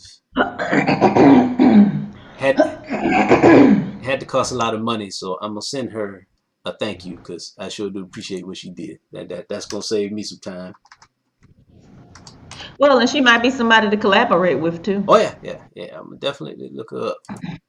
Definitely, because what I am hopeful for and what I remember from the pandemic is all of this time stuff that I'm not sure about now is going to resolve itself very quickly, and what probably is going to happen is what happened in the spring. I'm going to end up having to go and chase my students to find them, which is going to leave me time that in the short term is valuable to me. But what I don't want to do is have somebody call me and say, "Yeah, we've decided that we don't need this program anymore because the kids ain't logging in. You need them logging in so you keep your job." So I got to find them at least from that regard. They got to log in because I got to keep this job. Understood, understood. Well, and like you said, this job allows you to be able to do the stuff that's one thing about it. A teaching job, if so like where you don't have to have a second job, if you have a teaching job, the hours of the teaching job allow you to be able to do so many other things. Oh, and trust me, I got a second and a third job, but what I did when I was at home is I got them all layered Yes, where I can run them all if I got that teacher job as the anchor. And yes, because that's the full-time job that provides the benefits. yeah, and being at home, man, I will never complain to nobody about the last 5 months because I can run it all from right here and don't nobody know what I'm doing. Watch this. Oh, look, look, look, look. Look, UPS became a whole lot easier when I was able to do NC State from the house. Yeah, I bet. I bet. Because I don't have to worry about nobody coming. So when the kids need what the kids need and they send it to me electronically, I ain't got to worry about people dropping by my door, people coming by to look, anything. So as long as I can take care of what I got to take care of, you don't know where I am when I take care of what I take care Yep. And of. that's a blessing. So you are doing and you are doing the Chattanooga Tech engineering class still too? Let that one go now. They did the boy they did it dirty, but when the pandemic hit, they resolved all their outstanding issues by letting folk go left and right. So I was one of those lucky few. So that at least allowed me to snag the money that they had been forcing me to pay into a retirement I was never gonna get to. That they had to go ahead and let that go. So that kind of made all of that work out. Okay, so I take it they had some messy stuff. It's a messy place, and I mean, see, I have taught there off and on since 1997, Hmm. and it's always been messy and messy in that way of kind of like what I'm talking about with the people at the high school who Hmm. they think they are very deep, but they ain't Hmm. dealt with nobody who digs in. You deep because you don't deal with deep people. Right, right, right. So at Chattahoochee, they shallow and they real shallow, Got and it. yeah, so you realize this ain't nowhere nobody needs to be, man. Got it. So where are the other what are the other two jobs? Oh, eBay. Okay. Yeah, that I call that one job, but now I'm selling on eBay and Amazon, and then my consulting hustle that I've been able to Got it. do a lot more while I've been at home, powered by Zoom, which is why I got to change this password. Cause see, I was thinking that the invite that I sent you this morning would still have reach as the password. But when I changed it last night to make my announcements for my students, I didn't realize that it would default to that password for the next appointment. Now I could have changed it back to reach because that's what I want to do. Personal meetings, password is reach. School meetings, password is coach with a number that I will change to Got get it. Got it. Got it. to give us a reason, me and the students, to communicate every week. You need to be looking for this from me. I need to make sure I send it to you because that number will change every week. It ain't Coach 6 this week. It's Coach 13 this week, just so I can have some security about who coming up in my room. Oh, absolutely. And are you powering your Zoom through your school access to Zoom, Yeah, or do you? Yeah. school access is unlimited, Yes. and we're getting ready to buy a license because they've already warned all the schools that we got the big money. This ain't gonna be free forever. Yeah, exactly. Well, you know what? And so a lot of the school districts, and so Wake County is a Google. They were like pilot for Google for a lot of different things. Google Classroom, some of the suite stuff. And so when Zoom had all their snafus and people were jumping in folks' rooms naked and stuff, they Yeah, were yeah. they just went ahead and used the Google platform, and Google enhanced what they could do quickly because of okay, we need to be able to compete with Zoom, especially in the school space, and we don't need to lose our school market to the Zoom people. And so I haven't played with, but I intend to the breakout rooms and stuff that Zoom has created because before Google Meet. I had just started playing with Google Meet right before the pandemic hit, and I was like, "Oh man, it won't let," because I was learning how to use Zoom anyway, and I was learning how to use all of it right before the pandemic hit. And so, and I went out and were playing with me. I said, "Oh, it won't let me do this, and Zoom will let me do this, and won't let me do that." And so now, a lot of the things that Google Meet wouldn't let me do, it now lets me do. But I got to play with it. I hadn't had a time to play with it. So you may be my playing partner when I dig deeper into figuring out all of the other things that Google Meet can do that Zoom also does. Yeah, but we had in these meetings I keep referring to from pre-planning week, the best meeting other than whichever one I told you about last time. The math department did a training, and the teacher, the coordinator for our district, is a sister. Hmm. The short version of the story is she's the sister that saved my job because she was the one that came and observed me and said, "Oh Hmm. my God, who is this? And why haven't y'all told me this man was over here?"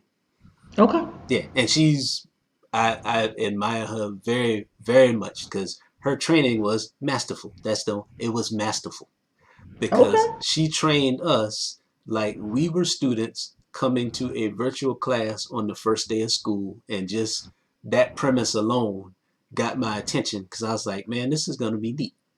But That's the only real way to be, because then you get to see what the hiccups are that a kid is gonna have. So I'm getting ready to change channels on you for a minute. Eli, the one I met this week. mm, So when she worked in the hospital, she worked for a pediatric unit. And she was working for a pediatric unit that had to, the babies have to get into big tubes and they got to be tested and all this stuff. And if they can read, they can see this big sign that says stop, and then they see danger because it's radiation in the room. And they were having to sedate kids way more often than they should have because the room is scary. So in their looking at how do we improve and change this process, one of the things they did was they crawled into the room at the level that a kid would come in on. And they looked up and were like, "Oh God, yeah, if I was a kid coming in seeing the red stop sign, danger sign, I'd be freaked out too." So they were able to, long and short is that they were able to extremely reduce, significantly reduce the number of kids they had to sedate because they turned the rooms into adventure spaces. They turned them into like spaces, things that kids would appreciate. And they still had the signage, but they moved it in places that were not as distracting to a child. yeah. So And so you have to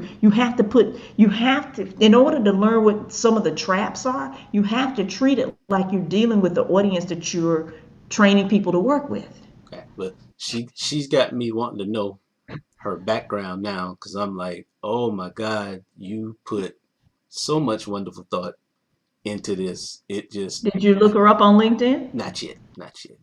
I try not to do that because you end up on their stalker list, and I got to work with her. And see, I've been doing this all summer now, just reaching out to folks as I meet them, and that's how I'm figuring out who to fool with. Because Rona, I went and met with Rona before we got to all of this. I met with Rona, and I was supposed to come and start volunteering in the center that she runs. And I saw her probably 2 hours after the meeting that we had.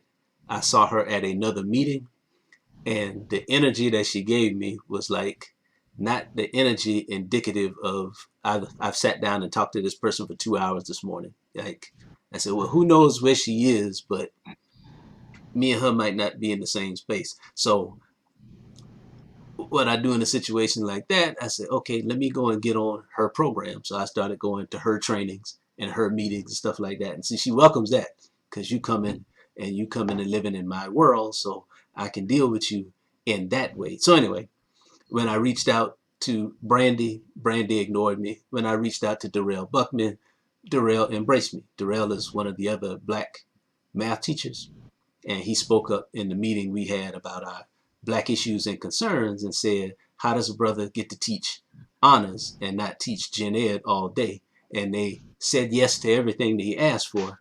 So I wrote him and I said, man, I'm glad that you said what you said because now you can hold them accountable to telling you that they were going to let you in. And he said, hey, I'm young and I'm definitely not an activist. I just asked the question that was on my mind, and it's good to know that it was on some other people's minds. So Tanisha, who is black, if you can't figure that out from Tanisha. Well, who is Brandy? Go back. Okay. Who's Brandy? Brandy's the scholarship coordinator who Got it. Got it. came from Vanderbilt, thinks very much Uh-huh. of herself. So I was like, yeah, man, she's not going to answer you because she's like, who are you? And why are you emailing me? So I was like, well, cool. You got to do it so that you can let them show you who they are Oh, absolutely. rather than you think, Absolutely. You just getting the lay of the land. yeah. But Tanisha put us all in these breakout rooms in a very skillful way, which let me see, okay, there's not much to it. You sit down and play with it. She obviously had, and she put us in breakout rooms, and then she came and visited each of the breakout rooms.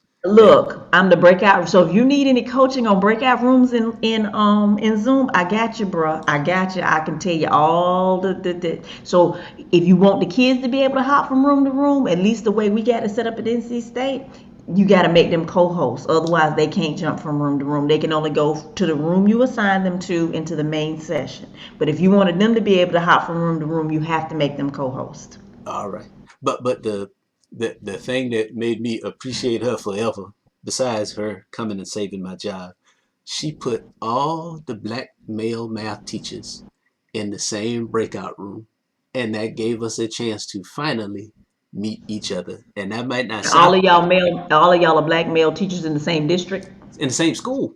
She put us all in the same room. And Okay. because see, I have emailed Darrell, but she put me in the chat room where it was just me, Darrell, and the other black male math teachers. And when we came and saw each other's names in the room, we knew we were the black guys. Okay, so Yeah. let me stop you for a minute. Was she just doing this training for your school? Right. See, our school district only has one high school. Oh, that's right, Yeah. that's right, that's So right. only has one high school. But yeah, just man, and we were together for 10 minutes, and Wendy, we chopped it up about so much stuff in those 10 minutes because all the gatherings we have are very strange. If you hadn't been at that meeting that discussed those black concerns, you would think there were no black concerns because the way white folks have meetings is they make sure that it's kumbaya and they celebrate Hmm. themselves, and they There's no never discomfort. There's no yeah, yeah, discomfort. and they give you no chance to say anything about anything contrary. So you would think that Unless you was yeah, Sister Malcolm, yeah, yeah. But yeah, who makes people talk about things they don't want to talk about. yeah, and as insignificant as it might seem to some people, knowing that that was intentional, but intentional and sincere, is so easy to know that because you could see that a woman of color did that. You know she did it on purpose, and you know it was helpful. And I need to tell her at least some of that. I say, don't tell her all of that because then you'll get the Brandy reaction. But let her know you appreciate her and that you see her because I'm sure she has a lot and that's why they hired her. But I'm sure they don't know the half of what she Of got. what they Yeah, got. they don't know. They don't know. I know. All right, now how much time do we have and how much stuff do we need to drill on through? Let's see. Well, so I put the model of what I thought next year because once I came up with, okay, maybe we create the cycle. We got to figure out if we got to figure out if we can get Jocelyn recorded. If we could get Jocelyn recorded, we could actually launch the first interviews. In September, get Keisha and get her done in October. But if we're not trying to race to get it done, then January would become the date for being able to launch all of them. Because by the end of the year, I would be able to have, we should have been able to gotten through the three of them and the round table and have it ready to launch in January and then be working on the next months. But if we were trying to do something and release it this year, then we could work to try to get all of them done and do September, October, November, and then the roundtable in December.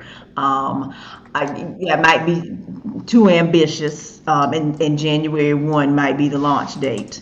or January, whenever might be the launch date. So need you to think about based on our commitments and what else we have to do. If you think trying to do September is being too ambitious and we just need to shoot for January, which I'm fine with either one. I Um, don't have a feel for it, but I would say since you put the pin in January, let's make January the goal. And if we get there earlier, then great. got it. Um, uh,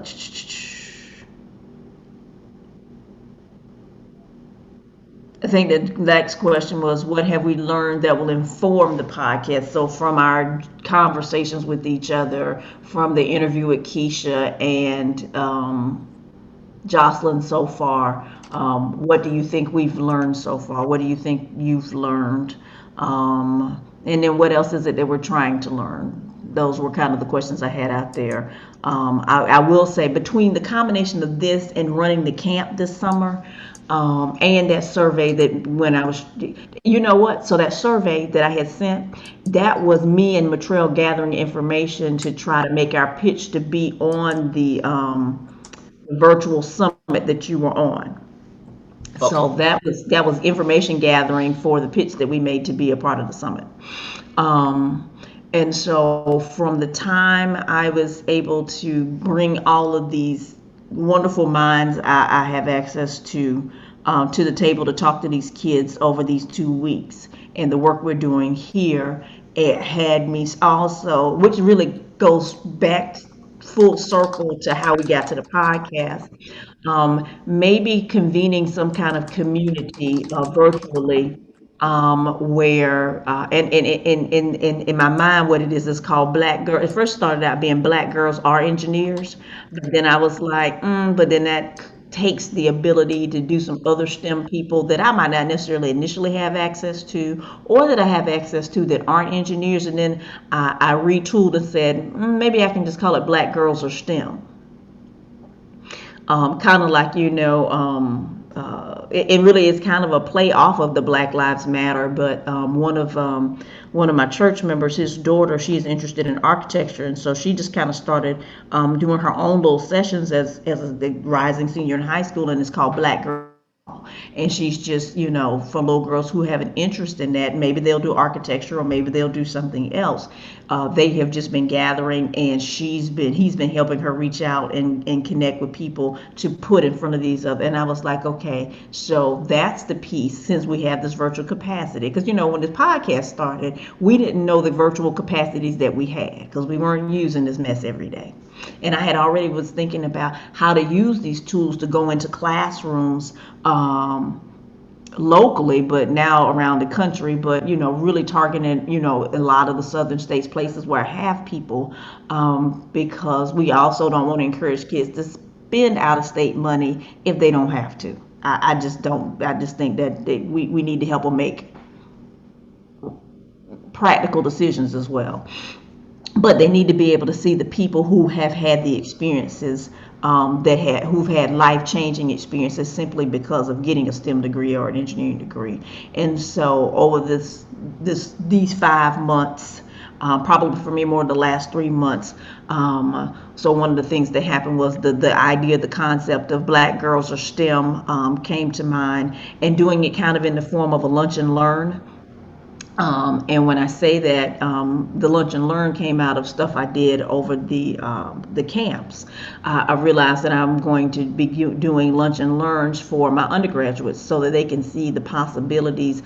They kind of understand industries, but they don't understand the job functions. And so bringing people from a variety of job functions to have, 30 to 45-minute lunch where the person kind of talks about what they do, their journey, and then allow for questions. And I was like, okay, why can't I just do that for Black girls on my own, outside of and independent of what I do for NC State, and still use my same resources to begin to build community by hosting these sessions. Um, so that's one of the things that I've learned, that all of this stuff is, and look, and my Bible study. So between my Bible study, doing 2 weeks of summer camp, and doing this with you, and reading that book, we just going God already doing the work. He's already given the ideas. And using those conversations and those convenings and gatherings for the social justice math, using those as tools to connect with people to find who has an interest, who's who's willing to make a small investment in those opportunities. And there was another thing. Um, Oh, and then also helping to feed those cats into either additional camps that you do, or sending some of them to Mackie because of the big thing that he and him having the kids and stuff. In other words, using what I so Renaya says something about what's your brand, and so before I say what I'm going to say, I will ask you, when you think of me, if you had to think of the brand of Wendy, what would be the brand of Wendy in your mind? Tell me what a brand is to you. A brand is how you show up. All right. A brand is everything about you. All right. Well, you show up as a resource. How's that? It's a singular word, but I know you're a man of few words. Yes.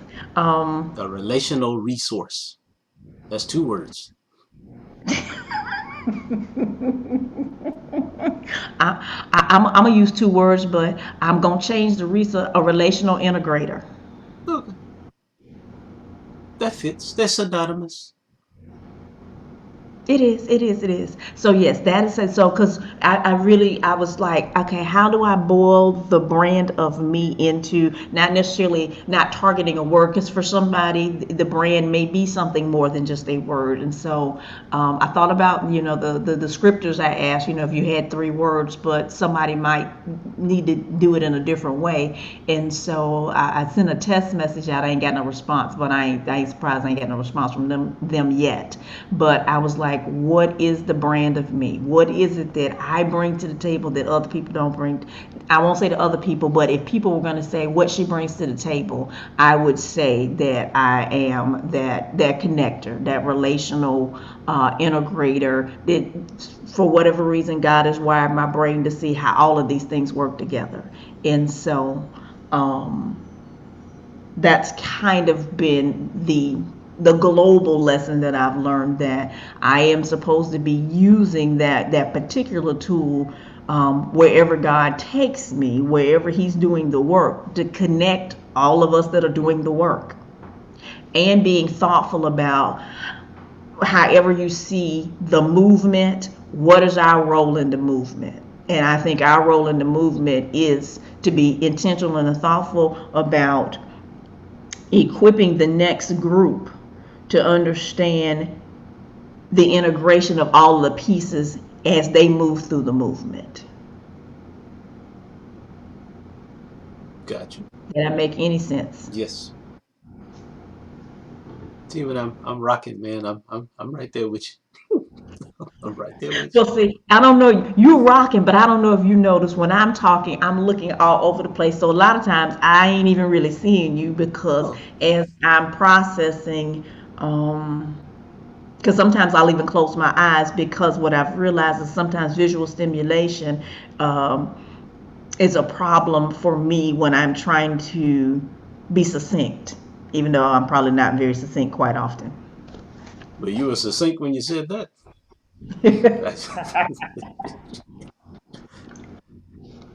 All right. Yeah. Now, and as a man of few words, um, I have learned how to do this. Right. I know how to do it. Like I couldn't say that 5 months ago. I'm like, no, I think I'm. And now the words that would support and illustrate that, well, there are too many of them. But what wraps it all up is I know what I got now, and I know how to use it. So I know I told you about OBS the last time we talked, the Open Broadcast Studio. Because you learned about that through Virtual Summit Yes, and connecting with those people. yeah, yeah. And look, I know how to perform live now. It's like, oh no, I know what I got now. I know what I got. Yeah. So I would say that I'm learning. So what do I want to learn? What do we want to learn to inform the podcast? So I need to learn how to use more of the tools that you now have got, that you in a good stride with. I now need to know how to use the tools on those occasions where I need to do something and you're not available. No, Um, I got you. Now, what do you need to learn, or what do you want to learn? More about what I have. More about what I have and how to use it, because the monopoly deal answer that I gave you. See, I have everything that I'm developing is for an appointed time. Hmm. And just like Amazon, when the order comes in, I got it on the shelf. I got it on the shelf. Now I got to get it off the shelf now and fit it to what you're talking about, which is not the hard part. That's not the hard part. The hard part is identifying customizable, readily available off the shelf tools that can be used for the purpose of discipleship. And there's so many things to learn. None of them happen without relationships. So you find things that build relationship, and you build relationship, man, to where that young man who got his behind whooped in the tournament, you'll be around him long enough for him to come back to you and say, man, I went and got myself right and you helped me do it and you don't know you did it. It's like, oh, all right. And then I can tell him, but man, think of how much I can help you, dog, if you just let me help you now. You ain't got to go watch no video. I'm right here with you every day. Every day. Yeah, so Yeah, but generationally, I think they have to figure that out because they are so. Let me pull up a video. Let me pull up a video. So yeah, they got to learn how to have relationship. yeah. And I will tell you about him. His name is Isaac. I'll tell you about him in a future conversation because I would like to hire him now, but he is the assistant of the director of this camp that I was doing at this church last Hmm. year. So I don't want to snatch his people up now because he's been with them a long time. And I'm like, Hmm. yeah, I need that boy right there. I need him. Got it. Him and his Yeah. twin brother. He has a twin brother named Isaiah. Okay. Yeah, but And how old are they? they are 15. Okay. Yeah, So and he wants to go be an ahead. engineer now. So that's probably how I will eventually get him. There you go. Yeah, There you yeah. go. All right. So how did the camp for nine man Mars? Oh yeah. It was an absolute. I can't call it a flop. Nobody signed up. Nobody signed up. So I'm holding it, and I will do it with my kids. It's for a time such as this, when when I got the chance to talk to my principal said, "Yeah, well, you know all this stuff we talking about in trauma sensitive training. You already doing it with the game." Yes, sir. I am. I am. I think I have your blessing now, because he had grave reservations about that game now, but he let me do it. He just let me do it in a box that he defined. I said, you defined the box. But when he made that comment, I said, yeah, the box is a little bigger now. He actually sees that I'm going to need this now to keep in touch with these folks. And they have built into our daily schedule a Friday that is just for clubs and extracurricular activities. And with that being one of my primary takeaways from the trauma sensitive training, I now have an easy selling point. This is what I'm doing on Friday for the express purpose of, as per the trauma sensitive training. This hits objective number 2, building non academic relationships and building extracurricular activities. I'm hitting both of them. Leave me alone. Watch this. And so we're gonna start it out as black girls of STEM, but we'll eventually figure out how to rope the dudes in too. But girl, I'm girl driven, which is so weird to me even saying I'm girl driven. Oh, and the other thing I want to tell you is this is back to how did the camp go. Hmm. Nothing I do is ever deemed a failure, even if nobody signs up, because I'm kind of used to that. The one serious inquiry that I had told me who I reached in the way that I marketed. And that inquiry came from Hannah's PK3 teacher, Okay. who is probably the best teacher that Hannah's gonna have in her whole life. Mm-hmm. Amazing person. All right. And I think she grew up in one of the Dakotas, Okay. so she's very open-minded, and she referred me to her grandson who lives in Minnesota, and Okay. she didn't say why she thought this would work for him, but she definitely thought that it would work for him. So I talked to his mama, and they did not sign up for it, but in the conversation with her, that helped me see, all right, this is who sees value in what I'm doing, aside from the kids at my school who I've been able to play it with, and I know they see the value because I'm in the room with them. So again, but that all goes back to relationship. So if we are able to first cultivate the relationships, I think I'll be able to successfully lay ground for and grow. Then that becomes a stream of people because they know that I invested in them and their growth and development. Right.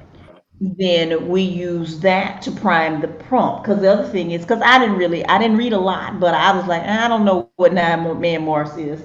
I ain't had time to figure it out. I probably just need to play with you so that I can figure out what it is. Yeah. And then we figure out, in other words, I see all of these things layering the nine man Mars, the social justice math, because again, why are they going to even care about having social justice conversations with us? There'll be a handful of people, but if we create relationships and then those relationships go and share it with somebody else who then go and share it with somebody else. Exactly. So Yeah. we've got to start with the relationship. We got to do what I do best, and we got to start with the relationship building first.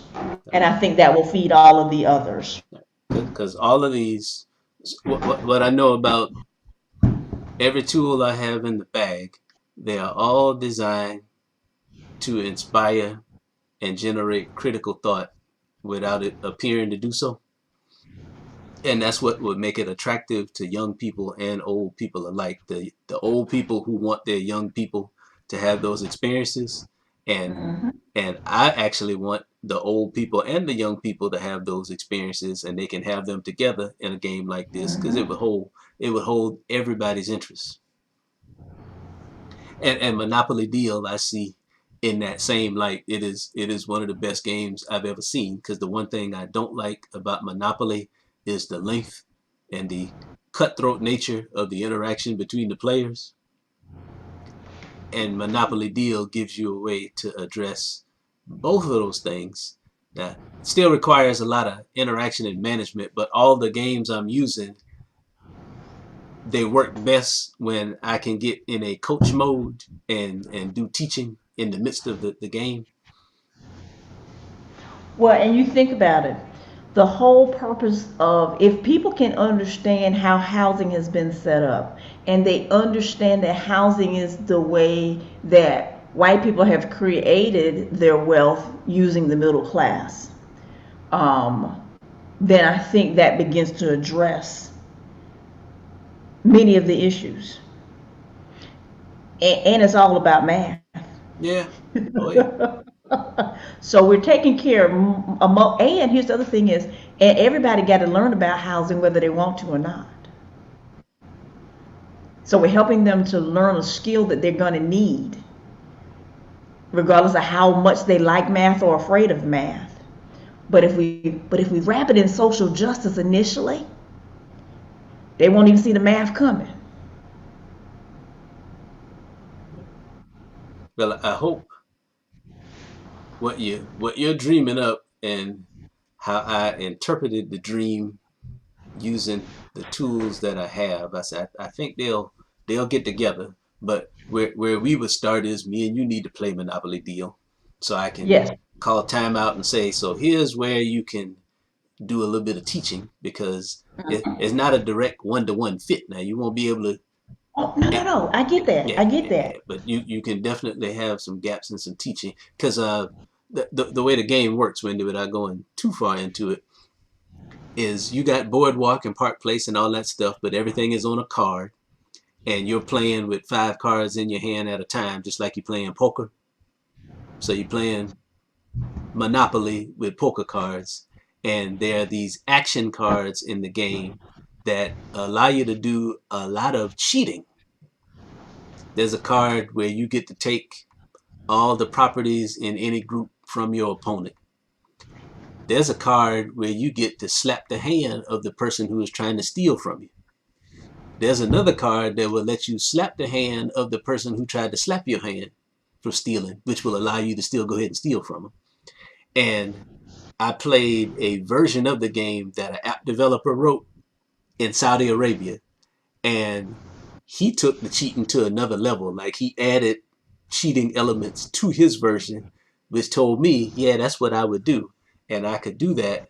I could do that using PowerPoint, like those bag of life cards. You could pull a card. So where did you find out about Monopoly Deal? Thrift store? No, I played Monopoly for years. Teresa and I used to play Monopoly during our camp, and it always started a war. And Wendy, it was as simple as I went to Google and I said, is there a card version of Monopoly? I'm big on card games because they're easy to learn how to play and they don't take that long. So the mastery of Nine Men's Morris is you can play a match in 10 minutes. What I love about Monopoly Deal is you can play a match in 15 minutes. So I said Google card version of Monopoly, and that's how I found the word Monopoly Deal. And Yeah. it went from there. And it made And me, so essentially, you're saying we can create a Jeopardy version of that, like Bag of Life, uh, or well, like, yeah, like you can play the game like it is, or yeah, it works best.